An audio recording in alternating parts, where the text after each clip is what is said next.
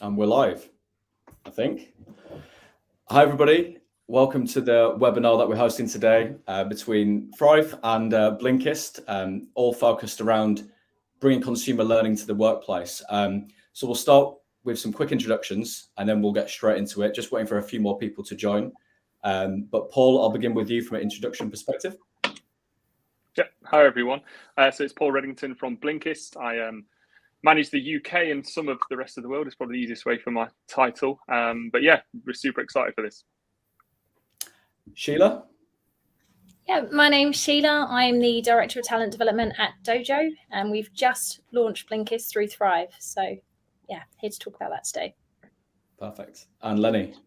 Hi, I'm Lenny, Global L&D Manager at Keyloop. We are imminently about to launch Blinkist, so we're really excited about it. That's great, thank you. And my name's Josh, Chief Sales Officer here at Thrive.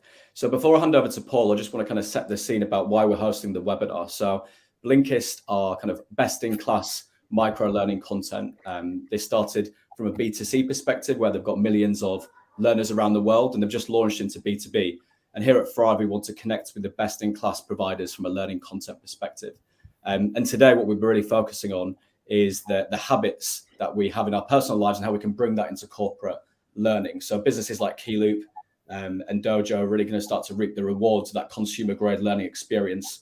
So we want to share some tips along the way. We'll show you the integration, and Paul will start with a quick introduction into Blinkist. So Paul, I'll hand over to you.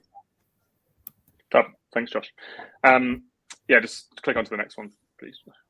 Anyway, right, so I'll just give everyone 10 seconds to read that quote. But I think it's a really good place to start about learning habits, but not just learning habits, sort of habits in everyday life as well. So I'm not sure if everyone's familiar with atomic habits. I presume a lot of people on this webinar will have probably heard it. We're going to add it into the comments as a free blink as well. So someone from Blinkist is going to add it in shortly. So you can all download that, have a read of it, if not, and have a read about Blink version of it.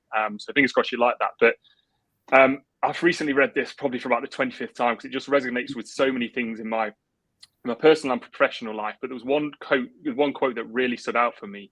A tiny change in your behavior will not transform your life overnight, but turn that behavior into a habit that you perform every day, and it absolutely can lead to big changes. So I think that's really critical in terms of, again, putting that towards learning, creating that habit. Sometimes habits take a long time to learn, sometimes they're really quick, but making sort of really small changes can have those big effects. So fingers crossed something like Blinkist can lead to that as well.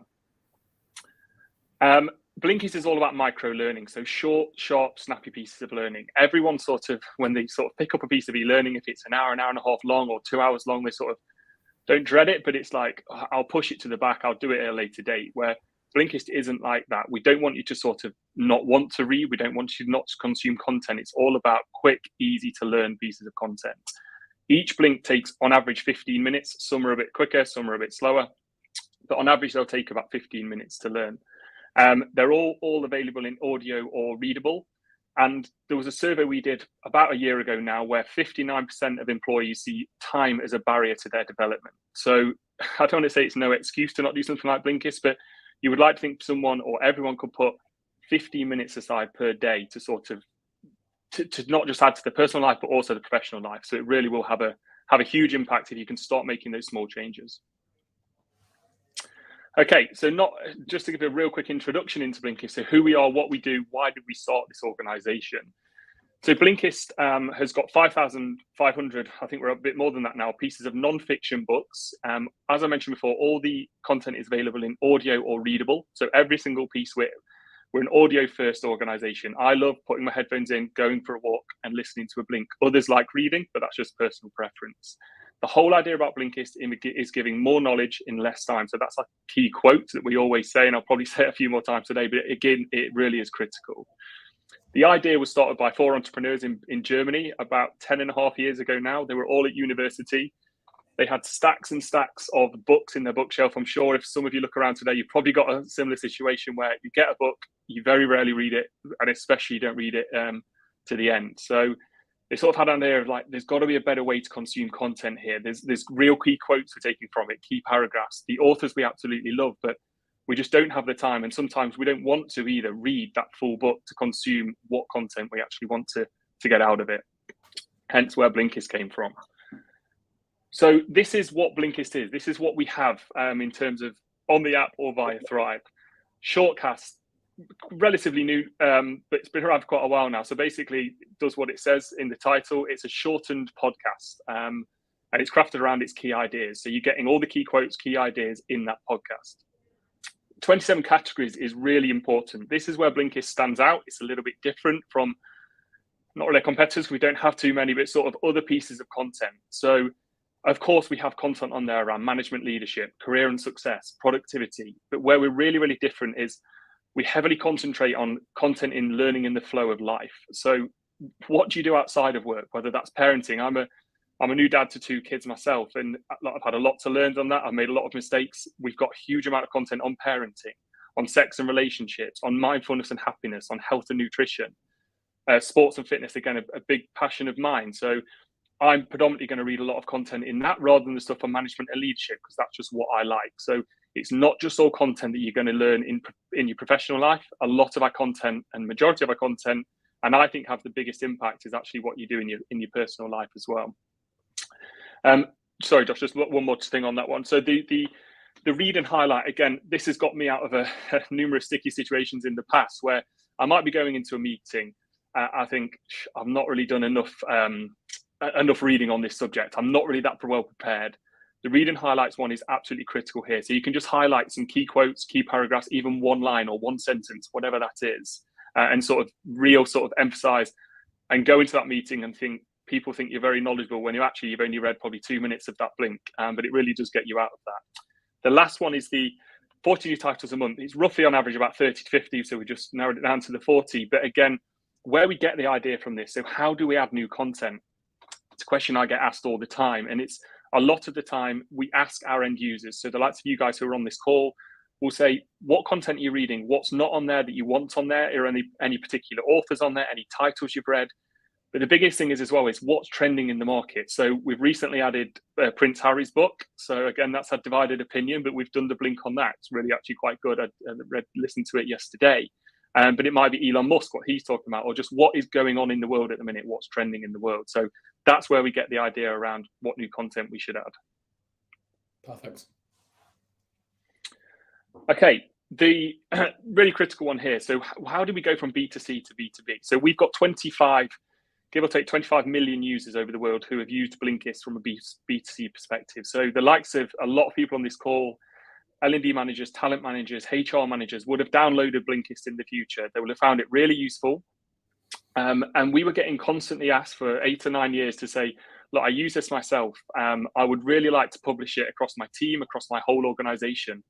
Can you please let us do that? And we said no for, again, 8 years, where we were then getting asked by too many big companies and too many sort of really critical, important people to say, actually, this would be super, super beneficial to be able to do this. So we went into the B2B world. The actual content is exactly the same, but we work a lot closer with you in terms of marketing. So we'll do Learning at Work Week, Mental Health Week, International Women's Day, International Men's Day. So we'll sort of curate some content for you as well, where you might have some particular marketing initiatives. You say, Blinkist, can you help us with this? We've got this search initiative we need help with. Can you help us? So that's sort of where we made the transition and why we're a bit different from the B2C to B2B. But again, we've got the users, we've got the end users to help us add that content as well. Okay, just a quick bit of marketing that we do, as I mentioned on the last call. So again, we've got a huge marketing campaign ourselves where we'll have X amount of flyers per year where we'll help you with International Women's Day, Mental Health Week, whatever that is. But again, we like to create content you want us to do as well. So you might have a leadership program, a certain cohort. You say, actually, we would love to do some sort of pre and post reading via a Thrive module for this. Can you add a blink at the start and at the end? You might be going into a face-to-face workshop. Again, you want to create that flyer, create that buzz. And this is why we'll sort of create and why we will find the content for you as well as asking yourselves. And then there'll be tools, Paul, I expect, that you allow L&D teams to easily curate that content and serve up that experience to different audiences, right? Completely, yeah. So again, as part of Blinkist and working through Thrive as well, you'll get a CSM, so a customer success manager. We basically like to see ourselves as another arm as your L&D team. So yes, we're going to do the creation for you. We're going to help you along the way, but also we want your input to it. So we're going to need to, what are your what do your end users want to see? So exactly that. But yeah, we definitely hold your hand and do a lot of things for you as well. Perfect. Well, thanks for the introduction to Blinkist. I'm going to now hand over to Sheila, and for Sheila to really share how Dojo are using Blinkist to bring learning to their learners as well. Over to you, Sheila. Amazing. Thank you, Josh. Hi, everyone. Like I said, my name's Sheila. I'm the talent director at Dojo. Just to give a bit of context on the organisation, we are a fintech company. We work in the payment space. We have about 1,000 employees who are going to be using Blinkist. And our second phase of our launch of Thrive is going to have 1,000 self-employed people as well. So it's quite a big market that we're opening this up to. We operate nationally, but we've got international expansion plans. So what we had to do when we were looking at this kind of using Blinkist and why it was right for us, we really started with the barriers to learning. And I think like Paul kind of spoke about in terms of time constraints, that was the biggest one that we found as well across the organization. We have people that have very tight deadlines. They're constantly in meetings. They have very little kind of spare time to invest in themselves, which in itself has also led to a bit of a problem with self-motivation with learning as well. It's not always top of the priority for people. They've got other demands that they need to do. Equally as well, we have, coming off the back of COVID, there's obviously a big focus on work-life balance now, and people are really recognizing about that balance, striking the balance between having home time, having work time, being parents, whatever other commitments they have at home as well. So we really had to think about how does this overcome this and how does this help this? And we obviously come to the conclusion that it does, and I'll go into that in more detail. But as well as looking at the barriers to learning, we also looked at the learning habits. So you'll see here on the second slide that the learning habits, we did a survey across the organisation to find out how do our people actually learn, what do they like in terms of learning styles, their methods of learning, how do they like to consume content, what sort of timeframes can they commit to it. And what we found from the organisation was actually our people like to spend between 30 to 60 minutes on learning. So again, talking to this micro learning piece, like it's very much about quick, consumable, accessible content that they could do on the go and fit it in between meetings and projects and deadlines, etc. Looking at the methods as well, aside from going on a paid course or an online course, podcasts and reading were really up there. And I read recently, podcasts in the UK, I think there's something like 7 million people in the UK listen to podcasts at least once a week, right? So again, it talks to the way that people are using technology and the way that people are consuming content as well. We also, with Thrive, we launched that last year, and our engagement is actually pretty high. So last month alone, we had 82% of our employees actually using Thrive. So again, we were looking for a content provider that would fit into that and really elevate that even further. So those three things coupled together are really what kind of why we chose Blinkist and why it was the right solution for us, particularly with our integration with Thrive as well. Can I put you on the spot, Sheila? Do you know what your previous engagement was in your previous system? I don't know it off the top of my head, but I can tell you now it was nowhere near 82%. So kudos to Thrive as well. It's a great platform, and we've really kind of driven the engagement of it as well. We've seen phenomenal results with it, right? And again, it just speaks to everything I've just said around the learning habits of our people, but also the challenges we were facing around time constraints, about having stuff that's accessible on the go, thinking about micro learning. In terms of what it does for us, with the growth plans that we have as a business and the sheer scale of the business now and where we're going, we need to have very much a culture of self-directed learning. So we've really put a focus on owning your own development and making sure people have the tools and the capabilities to do that as well, right? Like it's very easy for a line manager to say to someone, you need to go on this course and do this. Actually, what we need to do is open up avenues for people to think, actually, there's other ways I can learn. It doesn't have to be through a paid course that I have to get signed off by a number of people. So we launched it. We've actually only officially launched the integration this week, so we are still early doors on it. But we've done a few initiatives around the launch. So the first one being we've used our executive team to almost host a virtual book club for us with Blinkist. So we asked them all to send us their recommendations of books that really shape their thinking on what they do and around our strategy. We actually did it blind without looking at Blinkist first. And the good news is that obviously all the books were on Blinkist. So I think that talks to the quality of the content that's on there as well. And yeah, we share those. So we've got the images that you're seeing on the screen are all the boards that we have around the business. It's advertised throughout the offices to encourage people to go on there and start to consume that content. We also have aligned 2 campaigns that we're running across the business. So again, thinking about initiatives that come up, whether that's International Women's Day, whether that's a new learning program we're doing for leadership, whether that's an internal mobility program, we're able to customize, thrive, and utilize Blinkist in that way to drive those campaigns as well and put a real focus on key issues or key problems that we're solving for in the business. And the final thing that we're connecting it to, as well as our career pathways. So for the first time, we've got our careers framework in place, and you are either a people leader or an individual contributor, and we're able to have a look at content that serves for that purpose and surface those things to people as well, so that we can have really great discussions with our teams. And yeah, just like I said, the key for us is kind of the accessibility for this and how easy it is compared to going on to a long online course. It just really makes it more accessible for our people. But don't just believe me, we've got a couple of testimonials as well.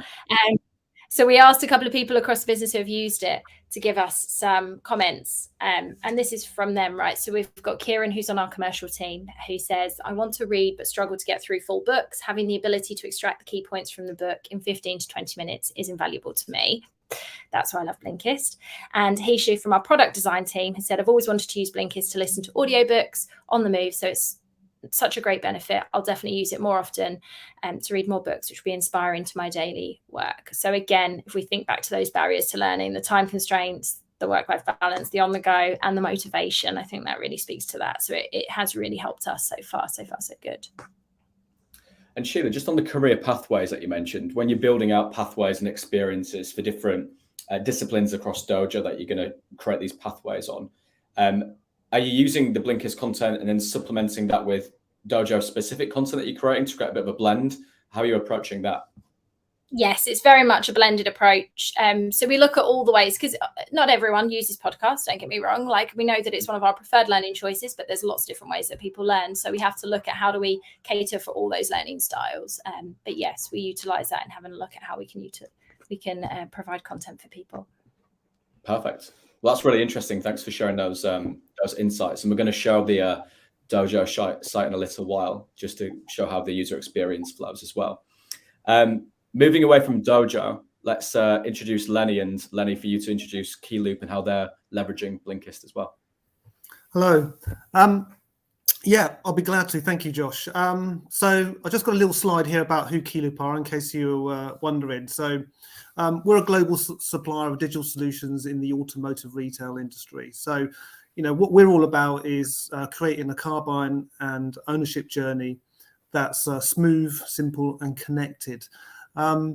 So the chances are, if you've been into a car dealership, that it'll be our software that's powering that dealership, and that's mainly through our dealer management system, and then the add-on applications that you can add to that support the marketing and servicing and parts and all of those things that you see when you go to buy a car. Just the stats on the side there, we're just talking about, you can obviously see that we're a global business, in 90 plus countries. But also our people are spread across the world. We've got about 2,300 staff throughout the world. And being a tech business as well, there's a very, very diverse sort of learning needs for our people within our organization. So we have to be able to cater to all that. So who does that? Well, it's the Talent, Learning, Performance team here. And I just put this slide on just to sort of give you a flavor of what we're about and really why, and I think you can already see why Blinkist fits with what we want to do. So while we exist, we want to empower Keyloop employees to be relentlessly curious and energized to achieve more. We design and build, market and deploy content programs that boost skills and behaviors, accelerate career growth. And really, we've really tried to adopt an approach that, just you can see there, we want it to be easy access. We want it to be empowering for people, engaging and embedded. Our people are based all across the world, doing lots and lots of different things. And, it's not, we really want to pull them towards the learning, and we need the learning to look attractive and be attractive. there's the team there. We're only a small team, so we have to do a lot with the things that we have. And so tools like Blinkist are perfect for what we do because, they are self-learn and people can plug into them and use them in their own space. Okay, if you want to just click on, thanks, Josh. So in terms of learning at Keyloop, as you can see, we launched as a new business, just under 2 years ago. So in that time, we've been able to sort of stand up our offerings for our people, and we've got a lot of learning platforms available to people. We've got LinkedIn Learning, Pluralsight, Overdrive books, and then one of the things that we're able to add to that was Thrive LXP, which has enabled us to, through integrations, to make all of that available and blend our content towards our people. But we're really proud and excited. We're really proud and excited to also add Blinkist. We think it's a really, really great fit for what we do. As you sort of move across the screen, you can also see we've got some leadership programs, and I think Sheila was talking about this as well. Blinkist is going to be perfect for us in terms of blending those programs. We often send pre-learning to people before workshops. We use Thrive LXP to blend pathways to around certain topics, and Blinkist is going to be really, really great for supporting all of those things. And Lenny, with Blinkist then and LinkedIn Learning and Pluralsight, obviously all very different solutions catering for different needs. Within Thrive, are you building out different experiences, for example, for your developer audience, presenting more Pluralsight content, but perhaps for the commercial sales team who are connected with dealerships and on the road and that type of thing, pushing more Blinkist content? Are you thinking like that in terms of providing different styles of content for the different audiences? Yeah, I think it's definitely different styles and sort of layering the content in different ways or blending it because,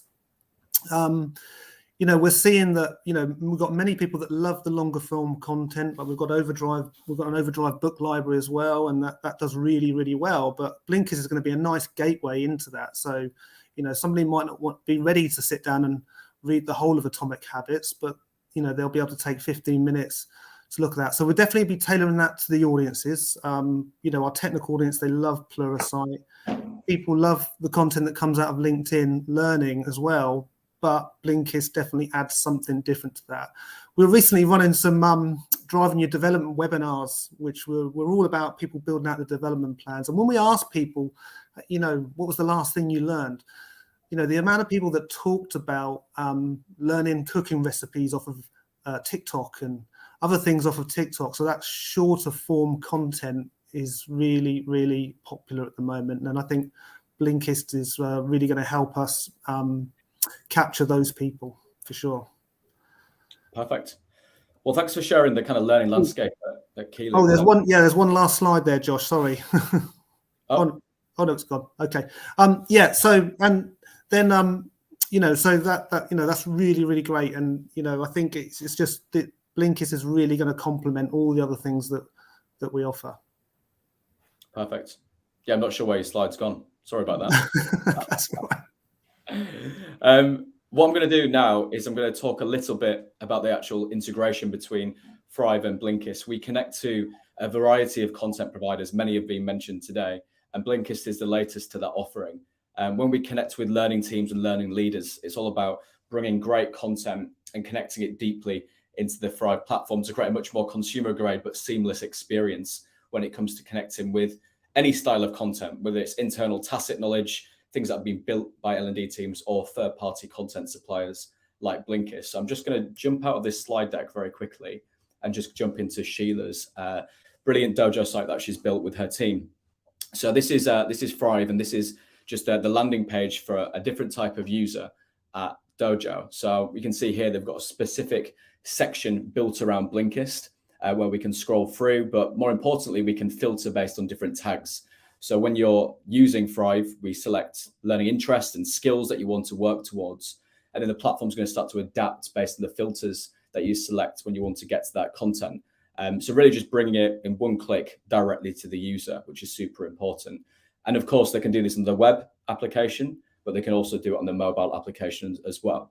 And then moving down, what you'll start to see is other blocks on the front page, which are really focused on time. And when we speak to customers, they really get a lot of value out of this because it just really helps people filter based on the time that they actually have to spend and invest into learning.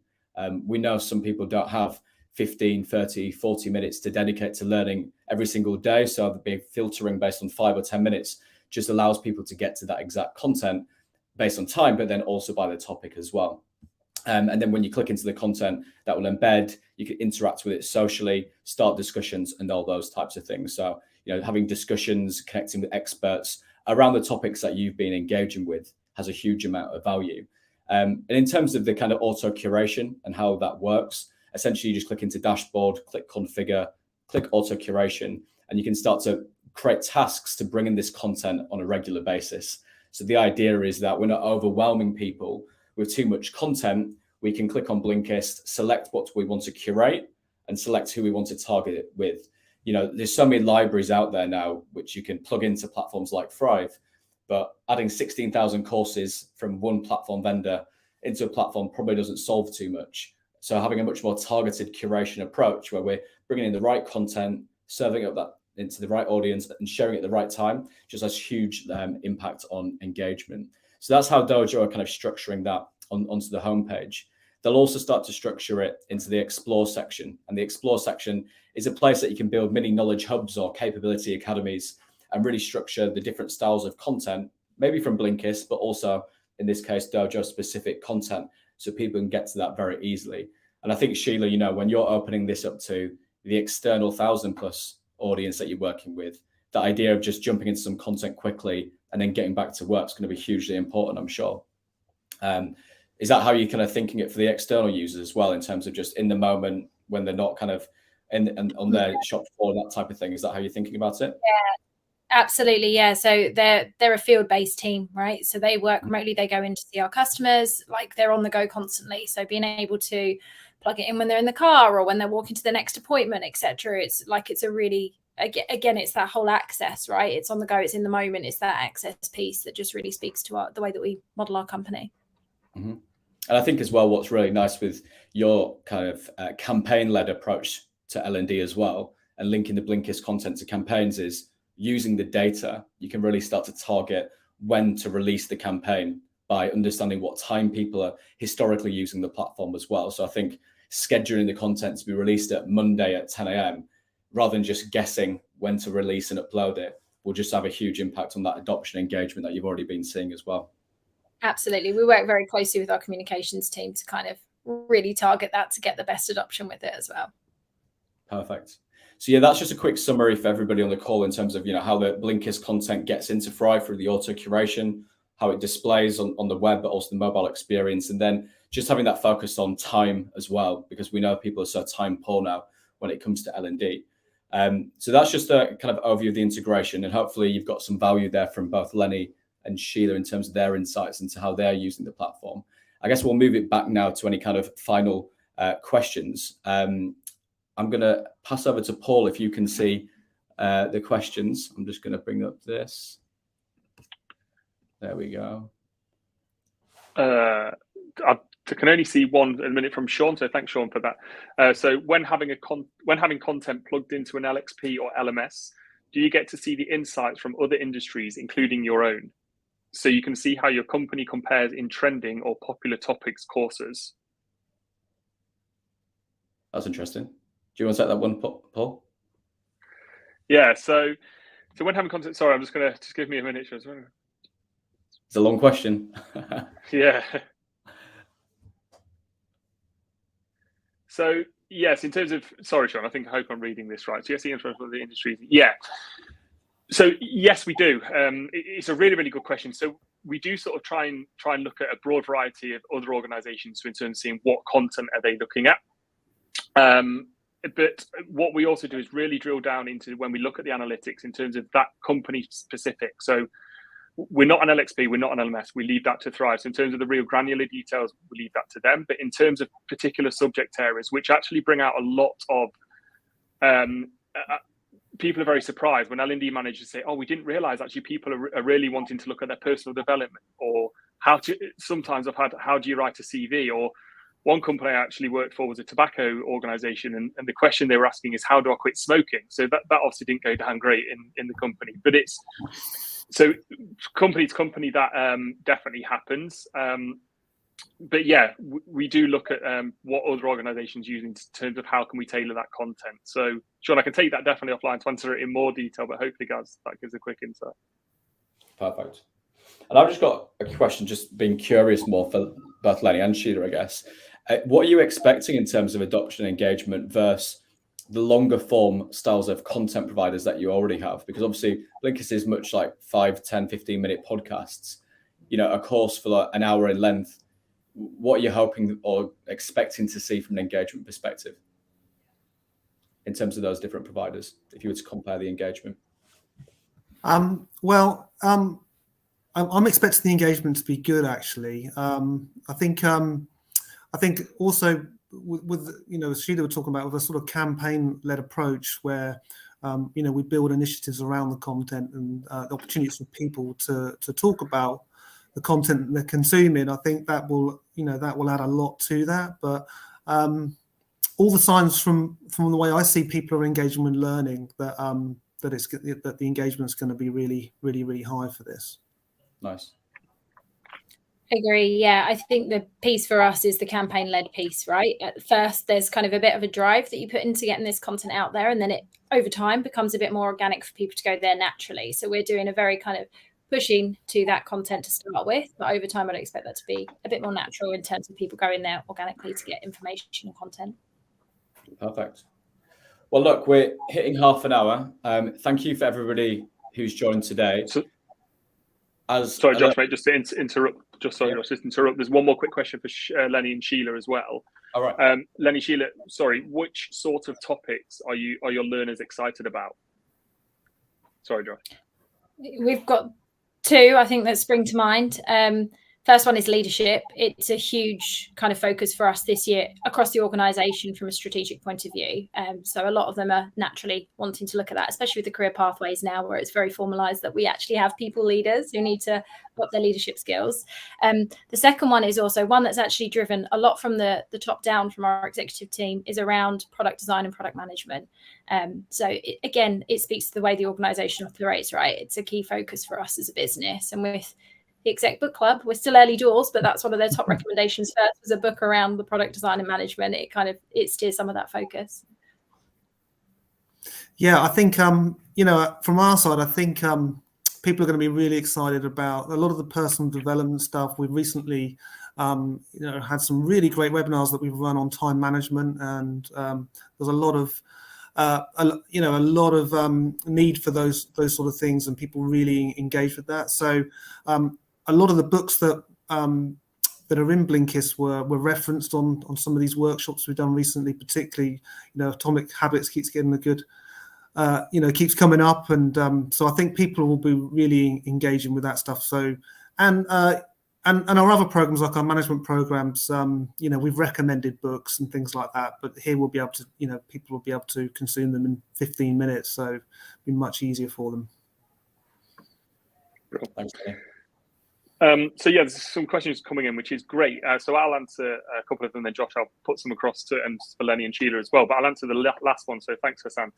So how much do the panel believe that the Blinkist success in B2B is because of existing strong brand awareness of Blinkist on the B2C side?